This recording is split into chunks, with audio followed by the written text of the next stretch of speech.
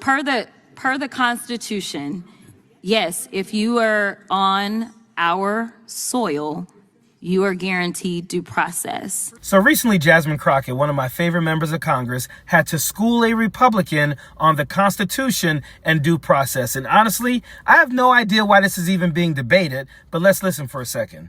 Do you believe that someone who has snuck into our country, entered the United States illegally, that the due process requirements for that individual are the same as they are for a U.S. citizen?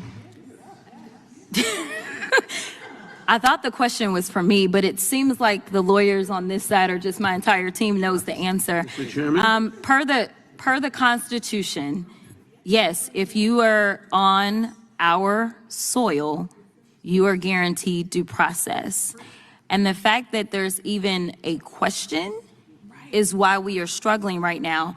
In addition to, an additional issue that I have is the executive order that was signed by the president that seemed to get rid of birthright citizenship, which also is laid out in the Constitution, which is why even the most conservative judges have ruled against. There is no one that has ruled that that was okay. And to myself and anyone else with a brain, this seems pretty simple, right? If you read the Fifth Amendment in the Constitution, it says a lot about our freedoms, and it starts with no person shall, and in many words says, be deprived of life, liberty, or property without due process of law, nor shall private property be taken for public use without just compensation.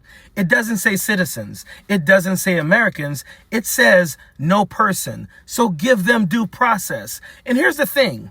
If you think what you're doing is constitutional, give the people due process. And then you can always say, well, they were given their day in court and the court ruled that we can deport them. But when you circumvent due process, when you go around it, there's always the argument that they should have been given due process. And if you don't give people who you say crossed the border illegally due process to prove that they did or did not cross the border illegally, or to prove that they are or are not in a gang, who the hell is making these decisions? Who is to say that one day they can't just say, you know what? We're not going to give due process to people with tattoos or nose rings or black people or someday even white people. And I know the argument is always going to be these activist judges are going to rule against Donald Trump because they're all liberal. That is also easily debunked because we have seen multiple very conservative judges rule against the Trump administration on this as well. And if we aren't trusting judges to interpret the Constitution, who should we trust? Donald Trump?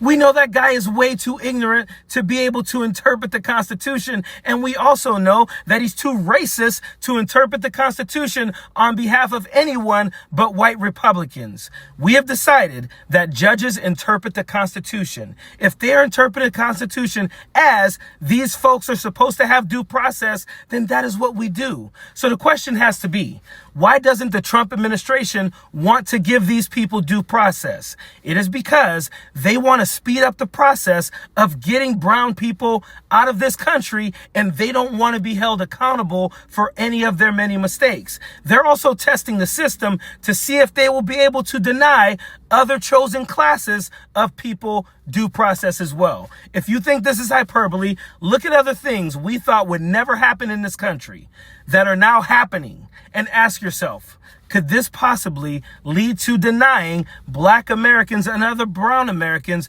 due process? It absolutely can. Period. Don't want no enemies or ops.